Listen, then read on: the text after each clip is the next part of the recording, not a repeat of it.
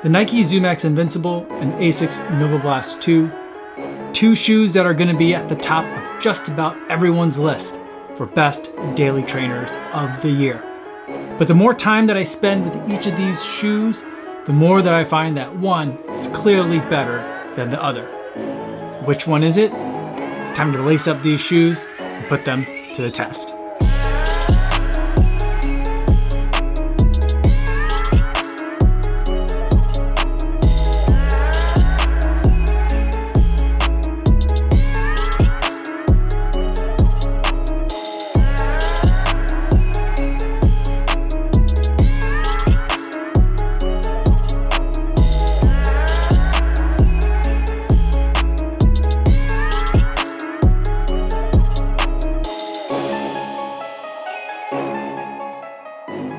10.32 miles, 8 minutes, 43 seconds per mile, 142 beats per minute today in the Nike Zoom X Invincible. I did have some issues with the heart rate monitor for today. It's been a little bit cold here in Chicago, and that caused for some funky readings, at least for the first mile or two of my run here using my chest heart rate monitor strap.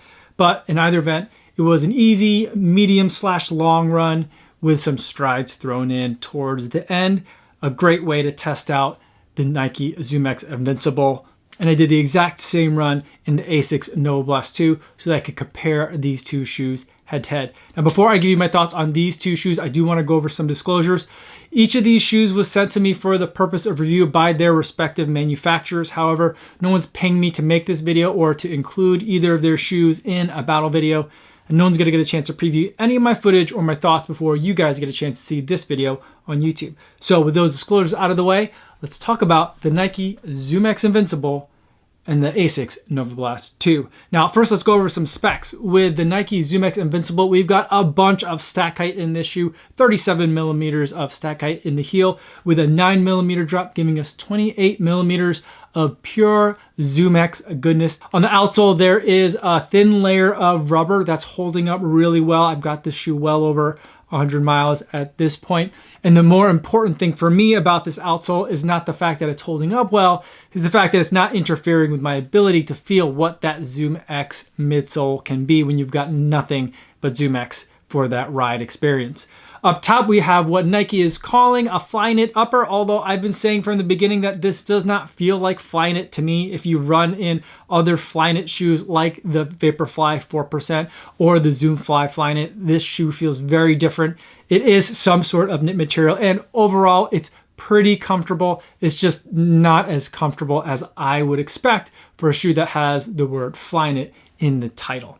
There is plenty of cushioning though to try and make the shoe more comfortable. There's a lot of padding around the heel collar on the shoe. The tongue has plenty of padding as well. And around the back, there is a lot of structure. There is a TPU heel clip, and that rises up into kind of like a triangular pattern that gives more structure to the heel back here, so that way you're not sliding around. And in total, this entire package comes in at a weight of 9.8 ounces. Now let's move over to the Asics Novablast 2. What we have in the Asics Novablast 2 is another tall stack height full of a miracle foam. And in this shoe, we've got FF Blast, the same midsole foam that we first got to see in the Novablast 1 last year. It's back this year. And there's been a lot of tweaks to this shoe that seem minor, but in total make for an improved experience.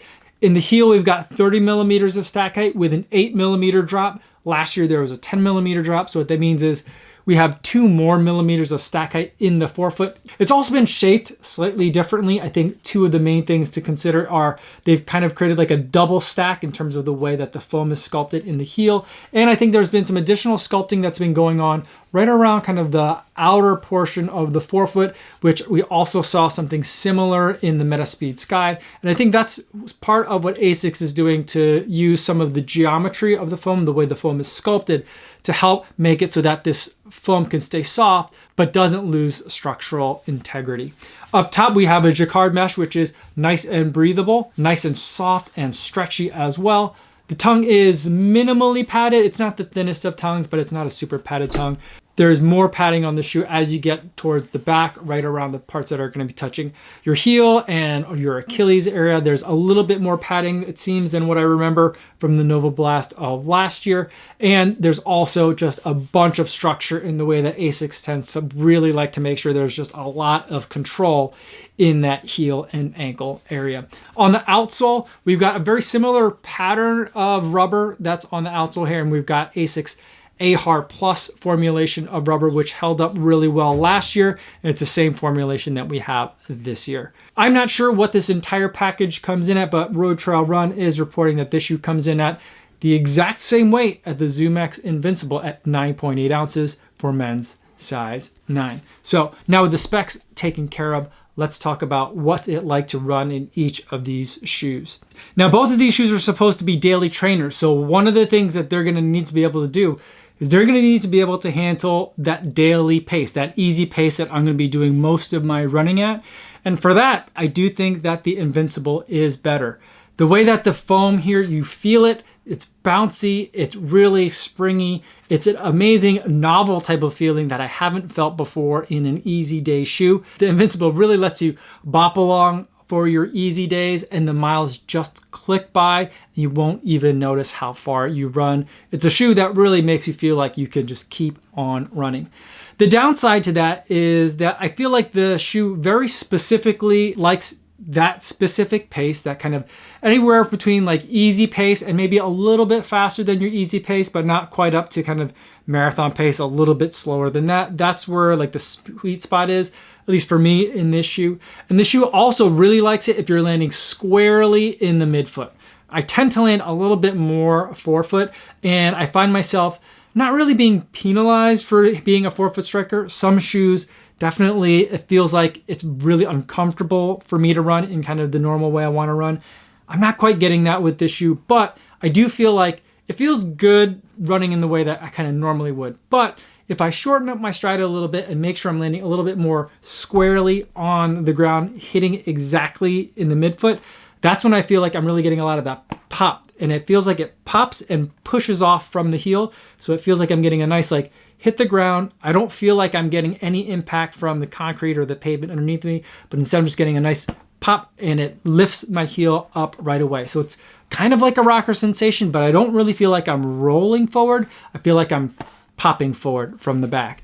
It's a really unique sensation, which for me takes a couple of miles to get used to, but like after like the first mile or two, then I feel like I'm in a rhythm with the shoe, and then it's like everything's just set it and forget it, and you could just keep on going.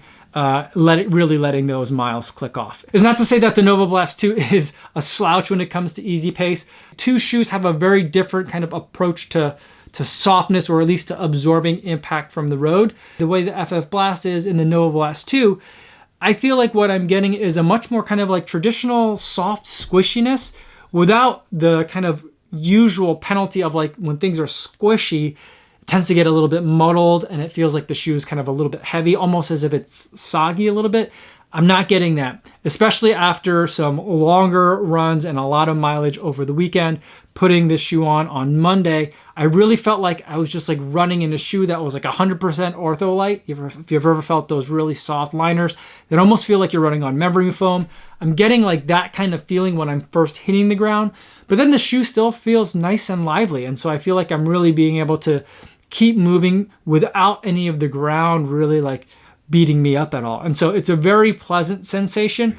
And this year, what they've done with reshaping some of the foam and adding a little bit more stack height to it, I feel like has made it much more stable. So last year, there was a little bit of like an instability to the foot strike. This year, I just feel like it's squishing in nicely and also coming back up really quickly as well. So it does a really great job, but it's very different from what the Zoom X Invincible is doing. I do feel like I can run a little bit more naturally in the Novablast 2. Like I mentioned, I like to be a little bit more forefoot than squarely like in the midfoot in terms of my strike. And I feel like that's really where this shoe likes to be, at least for me. And I feel like I can just put the shoe on and I don't have to think about it. I can just put it on and go. And I do really appreciate that. The other thing that the Novablast has going for it is that I think it does handle a variety of paces better than the Invincible does. So I mentioned that for each of the runs that I went on with these shoes this week, I did have just an easy run with some strides built in. And when I do pick up the pace to run those strides, the Novablast is the clear winner. It doesn't feel like a shoe that's heavy at all. It doesn't feel like a shoe that's kind of like an easy day or a recovery day shoe. It feels like a shoe that's very happy to pick up the pace. And even though there is a relatively high stack height on this shoe, it doesn't feel like it when I'm running fast. So I feel like when I'm getting up on my toes or trying to get up on my toes, I feel like there's not a lot here to really get in my way. And all this stuff that's in the back here kind of almost tucks in a little bit, and I don't feel it. I don't feel like there's a big weight on the back of the shoe. Also, the upper fits really well, and so I feel like when I'm trying to pick up the pace, I still have lots of room for my toes to be able to do what they need to do to be able to make sure that I'm moving quickly through that gait cycle and pushing off with power. So at faster speeds, I definitely appreciate the Novablast 2. The Invincible, I just don't feel like it's built for going faster. At least not for me it isn't. I have a harder time getting up to speed in this shoe, even though you would think a Zoom X foam shoe, there's no problem with the Zoom X foam in terms of going fast, but the way that it's set up in this shoe in terms of the geometries, it just doesn't like to go fast in my opinion, and I just feel a lot more of like the weight and bulk of the shoe when I'm trying to pick up the pace. And the last thing that I'll talk about is comfort. I already talked about how the Flyknit on the Zoom X Invincible just doesn't feel like Flyknit. I really wish that this could have just been an Epic React, but with Zoom X in the midsole, but that's not what we have. Instead, the upper is a little bit more like rigid. It's not quite as soft, it's not quite as stretchy. I'm sure that helps with a lot of people in a shoe that's kind of this soft and this springy, and helping them make sure that they feel secure in the shoe. But ultimately, I really would have loved to have seen what it would have been like in like a more traditional knit. I'm not saying that the shoe's uncomfortable, but it's not, I feel like, as comfortable as I wished it could be. It has that typical Nike snugness in the forefoot, and on certain recovery days, I really don't feel like putting Zoom X Invincible on because I just know that I'm not gonna have as much room in the toes that I might want for the day after a very long run or a very hard workout, for example. The padding that's around the heel collar works fine for me. I think they could probably do away with a lot of it. A lot of it seems almost vestigial, maybe for the look and not necessarily for actual function.